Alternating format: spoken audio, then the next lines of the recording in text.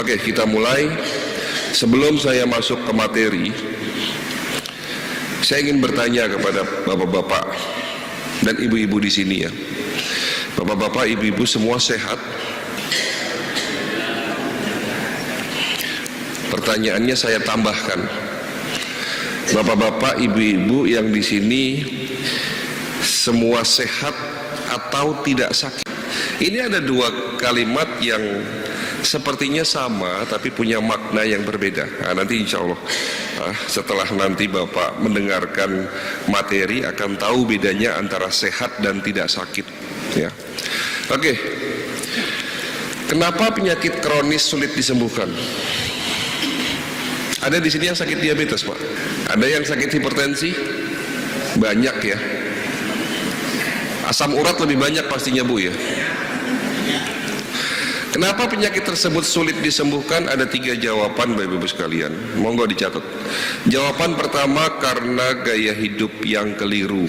Sesungguhnya kita sebagai muslim sudah diajarkan dan dicontohkan bagaimana gaya hidup yang baik. Dicontohkan oleh siapa? Ya tentunya oleh Nabi kita Rasulullah SAW Muhammad ya, dimana kehidupan kesehariannya beliau itu banyak hal yang patut kita contoh. Salah satu contohnya adalah Nabi makan di saat lapar, berhenti makan sebelum kenyang. Ada sabda Rasulullah yang berbunyi, sisakan lambungmu untuk sepertiga makanan, sepertiga air, dan sisanya adalah udara. Jadi artinya di sini makan jangan berlebihan. Bahkan ada satu buku yang menarik, ini menjadi referensi bacaan Bapak Ibu di rumah. Walaupun memang buku ini sudah mulai jarang di toko buku. Judulnya Sehat ala Rasulullah, di mana dalam buku itu diriwayatkan, diceritakan bahwa Nabi kita ini jarang sekali makan malam, Pak. Beliau berhenti makan sebelum sholat Isya. Dan ternyata hasil penelitian dalam ilmu kesehatan, seseorang yang kebiasaan makan kurang dari 4 jam sebelum tidur malam akan terjadi gangguan metabolisme tubuh, meningkatnya racun di malam hari itu. Di saat ada makanan, tubuh kita akan meningkat racun 4 kali lipat. Racun ini masuk dalam sistem sirkulasi darah, menyebabkan kerusakan pembuluh darah ya. Kalau darah kita sudah tidak baik, otomatis fungsi organ menurun. Apa gejala atau tanda-tanda awal racun sudah mulai banyak dalam tubuh kita? Tanda-tanda awal itu sering kesemutan, Pak. Ini kakinya sudah mulai selonjoran. Sudah mulai kesemutan ya, Pak. Ya enggak apa-apa karena Bapak usianya sudah lanjut. Tetapi di sini ada anak muda yang umur masih 15 tahun, 20 tahun sudah mulai kesemutan. Nah ini kan nggak benar ya. Kalau usia 70 tahun kesemutan ya wajar ya. Itu penyakit U namanya ya. Terus tanda-tanda lain, sering capek, sering lelah, napas pendek, sering migrain dan sebagainya, itu merupakan tanda-tanda sudah mulai banyaknya racun yang masuk dalam tubuh kita dan merusak sistem organ. Jadi Bapak Ibu sekalian, kalau Bapak periksa di apotik maupun periksa di lab kolesterolnya tinggi, ya jangan khawatir gitu loh, jangan buru-buru atau dikit-dikit minum simvastatin gitu ya. Jadi yang kolesterolnya tinggi pasti di rumah punya simvastatin ya. Karena sesungguhnya kolesterol itu dibentuk di dalam tubuh kita, itu punya tujuan yang baik. Apa fungsi kolesterol? Tapi kita selalu kok takutnya sama kolesterol justru ya. Ini kalau kolesterol tinggi, wah panik gitu ya. Ilmu kedokteran yang baru dikatakan bahwa kolesterol itu tidak jahat buat tubuh kita. Justru kolesterol itu berfungsi banyak. Salah satu fungsinya adalah kolesterol itu sebagai oli atau pelumas, mempertahankan pembuluh darah kita supaya tidak rapuh. Ya. Fungsi lain dari kolesterol adalah membentuk zat antibodi. Sebagai bahan dasar antibodi adalah kolesterol. Jadi kalau kolesterol Bapak diturunkan dengan simvastatin, ya efek samping dari minum obat simvastatin adalah daya tahan tubuh menurun. Tetapi kolesterol yang jahat, kolesterol ini akan menjadi jahat manakala kolesterol ini bertemu dengan racun, membentuk ikatan namanya lemak peroksida atau kolesterol peroksida. Lah, kolesterol yang berubah sifat inilah yang jahat. Jadi di sini yang bermasalah yang jahat kolesterol atau racun, Pak.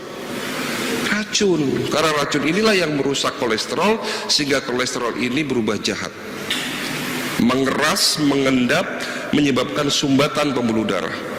Jadi kalau ada pemeriksaan di kepala, ada penyumbatan di otak, lalu sumbatan ini kata dokter ada kolesterol, ya salah dan benar statement tersebut. Ya. Yang dimaksud sumbatan yang ada di pembuluh darah itu manakala kolesterol yang sudah dirusak oleh racun. Kalau kolesterol murni, Pak, dia tidak akan menyebabkan sumbatan, Pak. Kolesterol tidak akan menjadi menggumpal, tetapi kalau kolesterol yang menggumpal menyebabkan sumbatan-sumbatan, itu pastinya sudah dirusak oleh racun. Racunnya dari mana tentunya? Dari gaya hidup yang salah. Kurang minum air putih, makan malam, makan berlebihan, makanan tidak seimbang, kurang istirahat, begadang, dan sebagainya. Nah, saya ada satu cerita, ini cerita menarik. Beberapa bulan yang lalu saya didatangi oleh pasien ibu-ibu usia 55 tahun, sakit gangren diabetik. Tahu Pak sakit gangren diabetik? Jadi beliau mengidap sakit diabetes sudah lebih dari 10 tahun. 1 tahun terakhir kaki sebelah kanannya itu membusuk. Ada luka yang tidak sembuh-sembuh. Jadi seluruh telapak kakinya ini membusuk, menghitam, ya. Bahkan waktu datang ke klinik saya itu jari-jari kakinya sudah mulai copot satu-satu, Pak. Beliau datang begini, "Dok, apakah tidak ada cara lain supaya kaki saya sembuh tanpa harus diamputasi?" Jadi ternyata sudah berobat kemana-mana. Dokter terakhir di rumah sakit yang beliau kunjungi itu menyatakan ini kaki ibu tidak bisa diselamatkan dan harus segera dipotong. Dan tidak main-main, dipotongnya di atas mata kaki, karena ini telapak kaki sudah membusuk semua. Tolong dokter resepkan obat herbalnya, ya, supaya kaki saya sembuh tanpa harus dipotong. Beliau bertanya begitu kepada saya, dan apa yang saya lakukan, saya tidak langsung beri obat, tetapi yang kami lakukan adalah melakukan sebuah observasi, di mana alhamdulillah 10 tahun terakhir ini, Bapak Ibu sekalian, klinik Rumah Sehat Holistik Indonesia didukung dengan teknologi, dan salah satu teknologinya adalah teknologi medical check up. Ya, di mana alat ini kami temukan waktu kami masih belajar di kota Beijing. Alat ini pada tahun itu 2010 itu belum ada di Indonesia. Bahkan sampai hari ini pun masih jarang. Sudah ada beberapa tempat tapi masih jarang. Ya, di mana alat ini punya beberapa kelebihan, memeriksa tubuh Bapak tanpa harus dikeluarkan darah Bapak. Jadi ada alat yang kita tempelkan ke badan, dapat mendeteksi 250 item tubuh, 250 fungsi organ. Wah, ini banyak sekali. Ini kalau di print semua 20 lembar itu. Ya. Dan kelebihan lain dari alat tersebut dapat mendeteksi kadar racun dalam tubuh kita. Ini paling penting, Pak. Jadi yang diperiksa itu seharusnya yang utama adalah racun dalam tubuh kita. Dalam bahasa kedokteran namanya radikal bebas. Ya. Jadi jangan hanya periksa kolesterol, asam urat, gula darah. Justru pertama kali yang harus diperiksa adalah kadar radikal bebas dalam tubuh kita itu seberapa tinggi. Nah, alat tersebut mampu mendeteksi racun atau radikal bebas dalam tubuh kita. Nah, singkat kata, alat itu saya datangkan ke Indonesia kurang lebih 10 tahun yang lalu, ya. Sampai hari ini masih saya pakai, ya. Beliau saya periksa pakai alat tersebut, dan hasilnya ada 3 organ yang rusak. Yang pertama adalah liver, kedua adalah pankreas, yang ketiga adalah ginjal. Ginjalnya tinggal 40%. Ternyata beliau tidak sadar, selama ini fokus di kakinya. Sebentar lagi kalau ginjalnya tidak segera diobati akan gagal ginjal pastinya. Dan perlu Bapak Ibu ketahui, 70% kasus gagal ginjal di Indonesia itu latar belakang sebelumnya adalah penyakit diabetes dan hipertensi. Jadi Bapak Ibu sekalian yang menderita sakit diabetes hipertensi, hati-hati, karena 70% gagal ginjal di Indonesia itu disebabkan karena komplikasi dari diabetes dan hipertensi. Ya, kembali lagi ke cerita tersebut, saya periksa dan ternyata 3 organ tersebut rusak, dan rusaknya disebabkan karena tingginya kadar racun dalam darah. Darahnya kental sekali, seluruh aliran darah dalam tubuhnya ini tidak bisa mengalir semua, tidak bisa mengalir ke seluruh tubuh. Bahkan di saat ada luka di kakinya itu, pembuluh darahnya ini tidak bisa sampai ke dalam luka tersebut karena banyak sumbatan-sumbatan, yang pada akhirnya terjadi pembusukan terus-menerus. 8 bulan beliau menderita seperti itu. Dan ternyata ini semua hubungannya hubungannya gaya hidup yang salah.